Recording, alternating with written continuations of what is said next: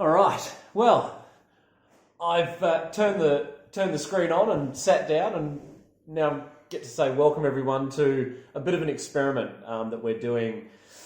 Yeah, that's going out to the church family of Waratah. We're talking about basically sharing faith and engaging with the community. I think that's two things that are related and really important. It's kind of the two facets of evangelism, really. And I guess in one sense, these guys are, they're guinea pigs.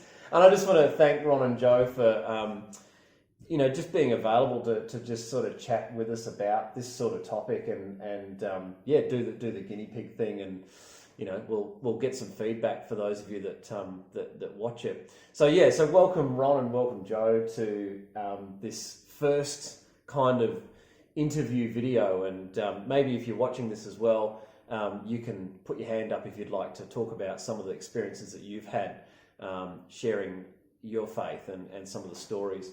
So I want to really ask the question and let you guys speak to it. How have you found in your Christian walk, have you guys found the best way of actually engaging with the community to not get kind of sucked into that Christian bubble, as awesome as church is, to make sure that you're still rubbing shoulders with non-believers and being able to share your faith? If you just want to sort of speak into that. Yeah. Well, yeah, for me it's good because with your neighbours, it comes into it. And unfortunately, my neighbour, she wanted to come and help with Trother Jam and that sort of stuff, but because of all your clearances you've got to get, that really turned her off, like the formalities of it. But besides that, she would have loved to do it. But so she knows all about church. Our neighbours on the other side know we're Christian, even though we haven't talked about Jesus as such. They just know that's our lifestyle. And through one of the beautiful ladies at our church who introduced me to tap dancing about 4 years ago, I think now. Oh, so it's only been 4 years?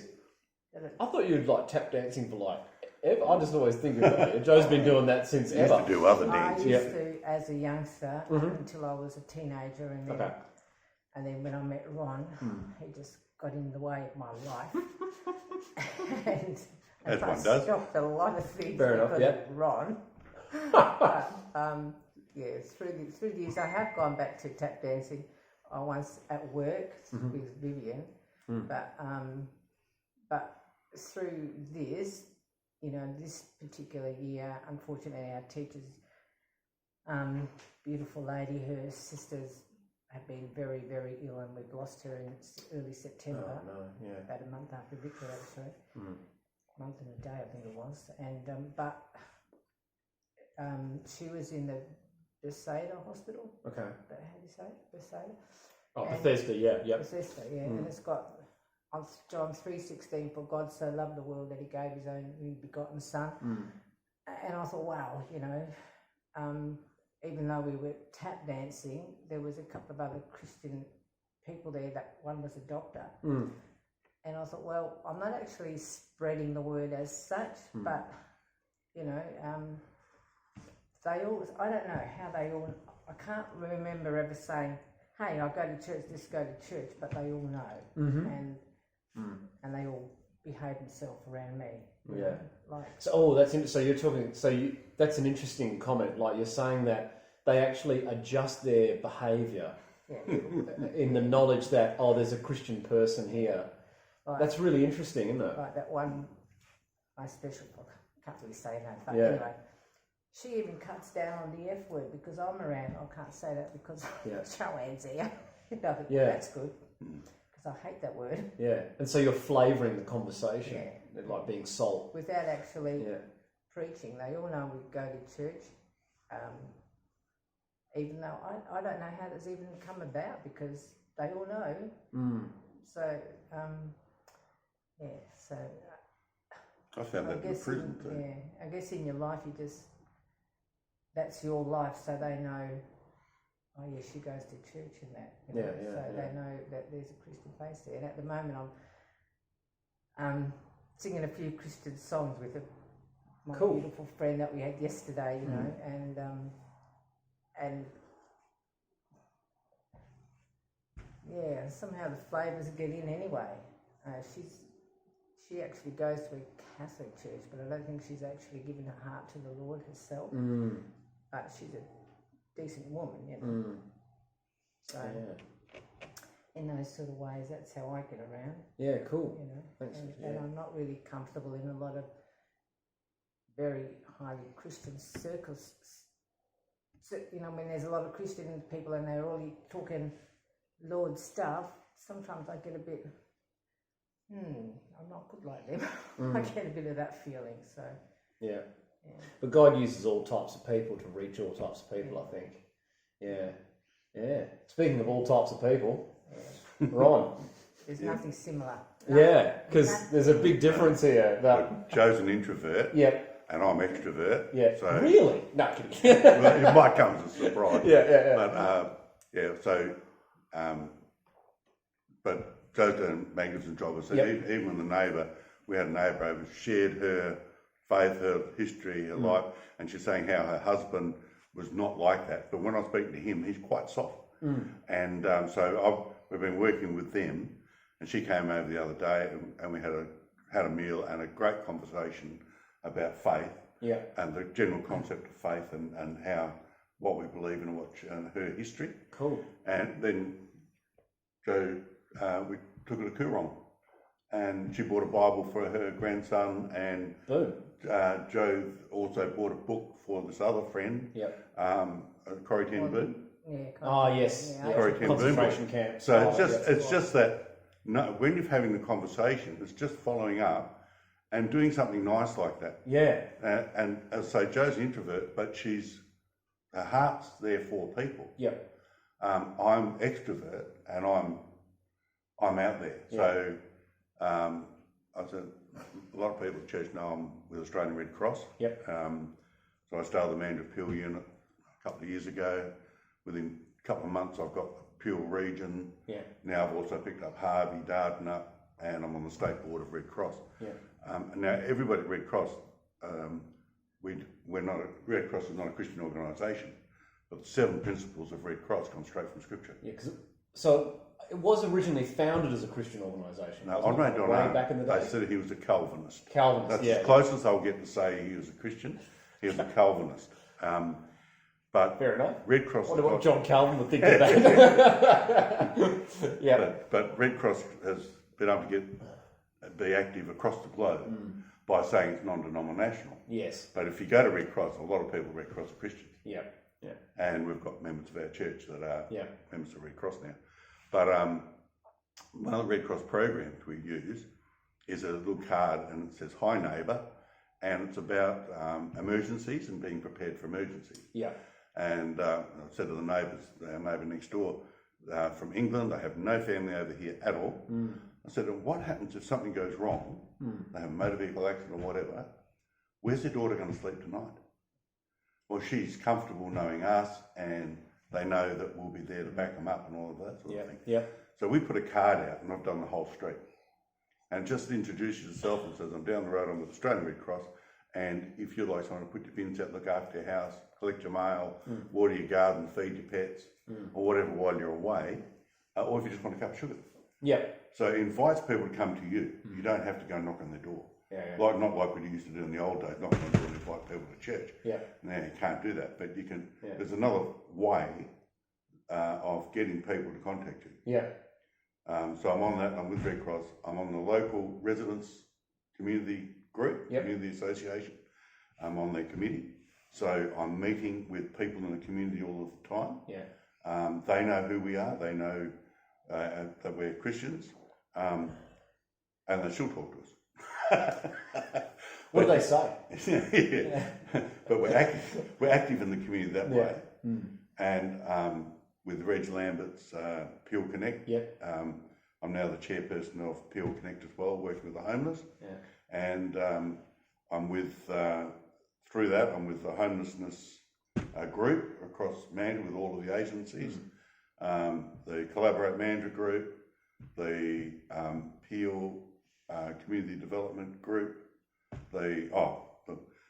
I'm on just about every group. There's a bit going on. Yeah, Yeah. and I'm also a member of the Chamber of Commerce and Industry. Yeah. So That's a really interesting one, that one. Like, because that's such a different space, isn't it? it's completely different. But people know who you are. Again, they know who you are, and when you go in, they know. I guess it comes up in conversations, or you normally say, can you do something on Sunday? So I'm at church on Sunday. Yeah. And you've just given it away. Yeah. Yeah. And then he goes to church on Sundays, and yeah. so that's the starting point, I suppose, because when all the different groups are organising things for these different days, and they put it on Sunday morning, or so, well, I'm out. Yeah. Except for this Sunday when I've got a family thing, but but yeah. So I guess it's those little things that they pick up on. I remember when Peter Lyndon James he was on the radio, and Shalom House, for those that are wondering who that is. Yeah. Yeah. A prison officer phoned up and said to Peter, "How do I tell people about Christ in a prison system? We're not allowed to talk to people. Okay. We can only answer questions." Yeah. And then Peter said, "Well, let me tell you about a guy that I knew at Riverbank." He was talking about what I'd done in Riverbank. He said, "It's by the way they live and the way they speak. Yeah. And we know that they're Christians, and we're drawn to them because they treat us like normal people, like human beings with respect. Amen. Yeah. And there's no judgmental things. Like a lot of prison officers or prison spaces, people think they're working the prisons to punish these crook people, these bad people. They're there to punish them. Yeah. Well, I wasn't there to punish them. The law punishes and isolates people from their communities. That's the punishment. Yeah. That's a great opportunity to share hope and the truth. And when we talked about forgiveness, a lot of the prisoners would say, "Oh, tell me about this forgiveness thing," thinking it was going to get them out of prison.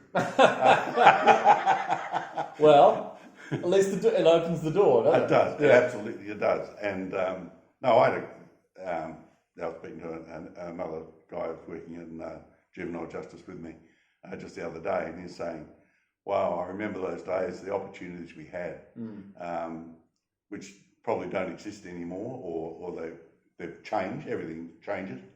Yeah. But I said no. Yeah.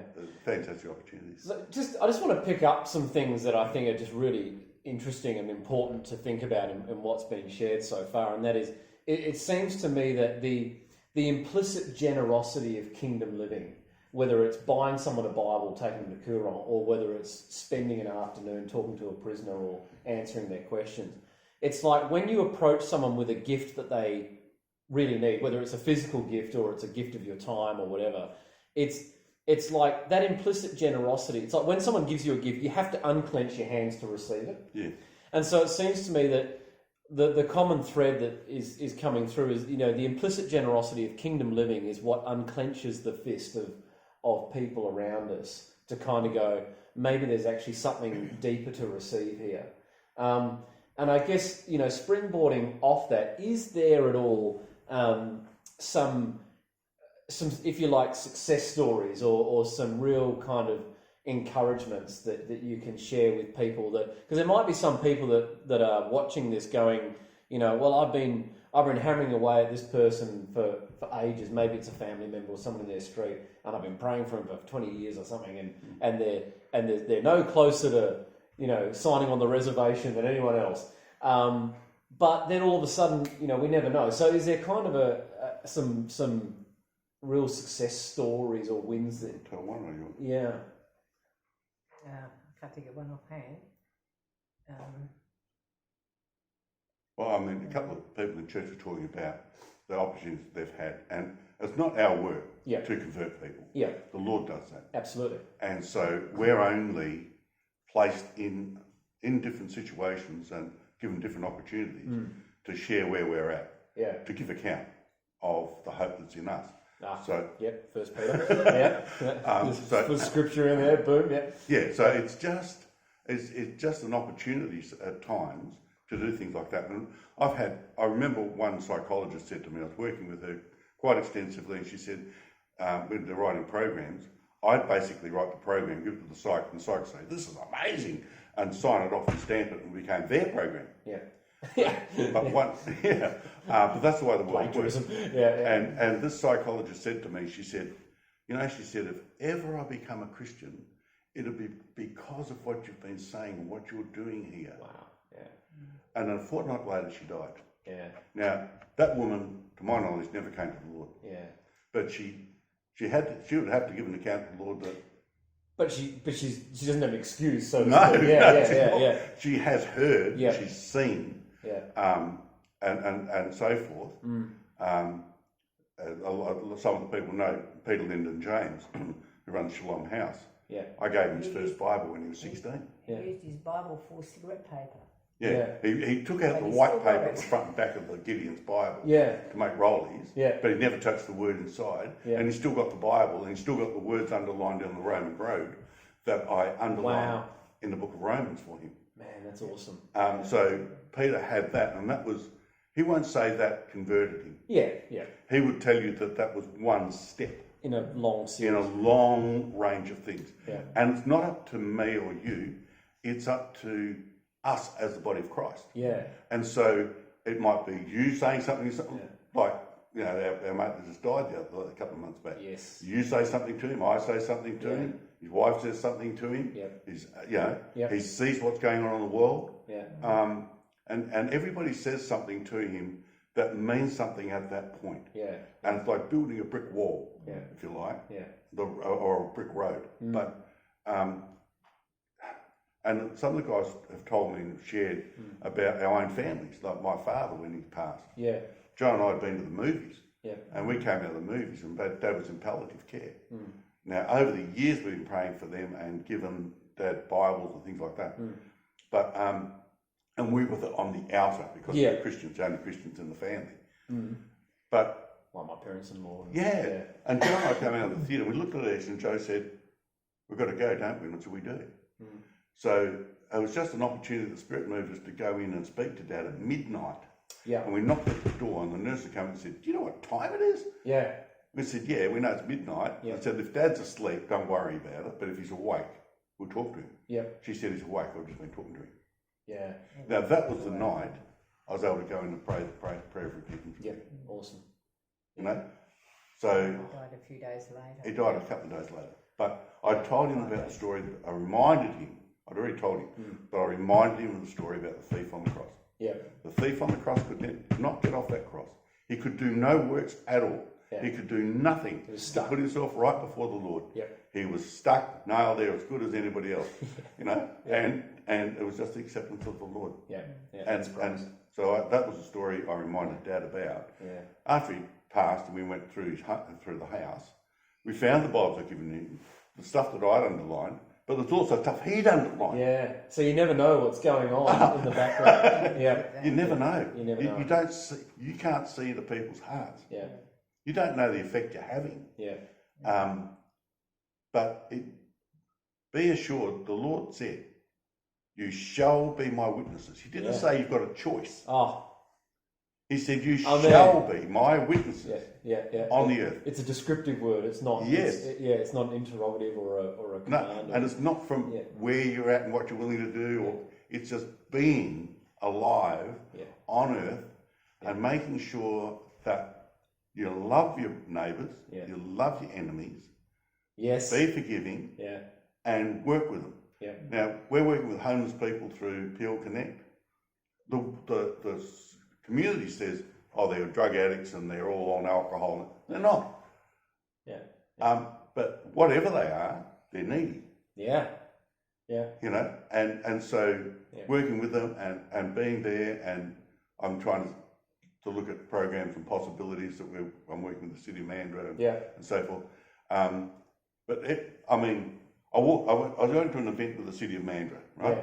And as I was walking through the door, all walking through the door, one of the girls from Mandurah, Cheryl, she stood at the front door and she said, "Oh, this is Dee Freetag, she's from Halo. This is Lynn, she's from Crisis Oz." And she went through like that, and as I walked up and she said, "This is Ron, he's in everything." Can't keep him away. Yeah, he's in everything. Yeah. But the city of Mandurah, they said, the council said to me, is there any meeting in Mandurah that you don't go to? Yeah. There's anything that's about community, That's the about cultural engagement development, stuff, yeah. about care, community development issues that you're not on? Yeah.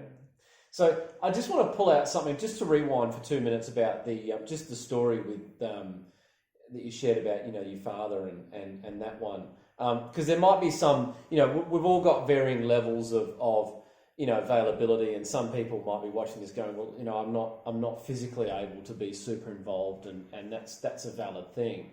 But one thing that I think that was so important that you mentioned was that night where you felt that leading from the Spirit, and about we've got to go and talk to him, and we've all got varying levels of how much we can do and how much we can engage and so on. But I think what I want to really pull out of that particular bit is no matter what, or no matter where you are, if you like, on that spectrum of possible activity, the one thing that everyone can do, the one thing that everyone, if you like, should do, is listening out for that spirit, that voice of the Spirit. And I'm just to be honest, I know in my life, I've always regretted when I haven't just obeyed it. And I think sometimes, sometimes I sort of sit back and ask the question, how many, if you like, I don't know how else to describe it other than success stories. How many sort of success stories do we miss out on? And obviously, yes, someone's done the work, it's we do it together or we don't do it at all. But how many moments of God moving do we miss because we're sort of all about our schedule, and slowing down enough to actually hear and notice that voice of the Spirit going, you need to go and talk to that person, or that person down the road is actually really struggling. And even for me, I'm really trying to, if I just get this sense of phone that person up, to not move until I've actually given them a call. And yeah, sometimes it's like, hey, how you going? Yeah, good. No, nothing's really up. Okay, fine. But at least But there's gonna be those times where it's like, oh my goodness, I can't believe you just phoned me because I was, and I think so. Just staying attentive to the voice of the Spirit is massive when it comes to faith sharing. I'll tell you a story. I'll give you a quick story. Yeah. Way back, people that are old might remember people like Harold Masters. Oh, yeah. And the Kelmscott Church. I'm not old, but... Yeah, we used to go around and knock at doors and invite people to church in those days. But, it's... and I'm just, at that point you're just making there what it's about. Listening to the Spirit's voice in the guidance. And well, one of the streets we went, we used to put out a little thing that says, look, we're coming around to you, knock on your door. Yeah. And if you don't want us to call, just give us a shout. Yeah. And Harold and I got out of the car one night and we had a prayer group going for us back at church. And as we came out, Harold said, well, we're moving up the street this way. It was on Camillo Road in Kelmscott. We're going to move up the road this way. And I looked down the other way and there was an ex-display home that had just been sold. You told me about this once. And it had a light on. And right. I said to Harold, I've got to go to that house. And Harold said, no, we haven't done that house. We've only done this. And I said, no, Harold, I've got to go to that house. Yeah. So Harold said, okay, you go to that house. I'll start on this side of the street when you come in. Now, I knocked at the door and there's a young woman in there, and I saw in the background a little boy riding around on a little scooter thing in the living area type thing at the back. And I said to her, look, I'm from the church and we're just doing outreach to make sure everyone's okay and invite people along to church and that sort of thing. Yep. But just make sure you're okay. And she burst into tears. Yeah. She was in a relationship, not married, but in a relationship with a guy, and she had been for some time. She'd come from Adelaide. Yeah. And despite her Christian parents wanting her to stay in Adelaide, she'd left the state altogether and come to Western Australia, had a child with this guy, and they were living together, and they bought this house. And on that very day, she'd come home from work, and he had emptied the house of everything, left a note, I'm out of here, I don't love you anymore, and gone, and left her with absolutely nothing except the child's trike. Absolutely nothing. She was absolutely devastated. So I just sat with her for a while till things had settled down. Then I said, look, I'm just going to go and grab the pass. We grabbed Harold. We got her to bed that night, made sure they were comfortable, had meals and everything. Harold phoned the parents in Adelaide. They were so delighted to hear that the daughter was still alive. Bit like the prodigal son. Yeah, I was just thinking of them. Oh, And father anyway, yeah. that next day, they'd organised for her to fly back to Adelaide and to be back with the family in Adelaide. Yeah. But that was And just... she said something to you, didn't she? She said something like, I tried to, what was it? I know it's been a while since you told me the story. But what did she say? It was quite... Oh, I'm just trying to think of the exact situation, but she had been fighting against her parents. Yeah. And she'd been fighting against the Lord's direction. Yes. And she knew it in her heart. Yeah. But and when I walked in and said I was from the church, it just floored her that somebody from the church would call that night on the worst situation she could possibly be in. Yeah. And Harold said, well, you know, praise the Lord, that's the way that the Spirit works.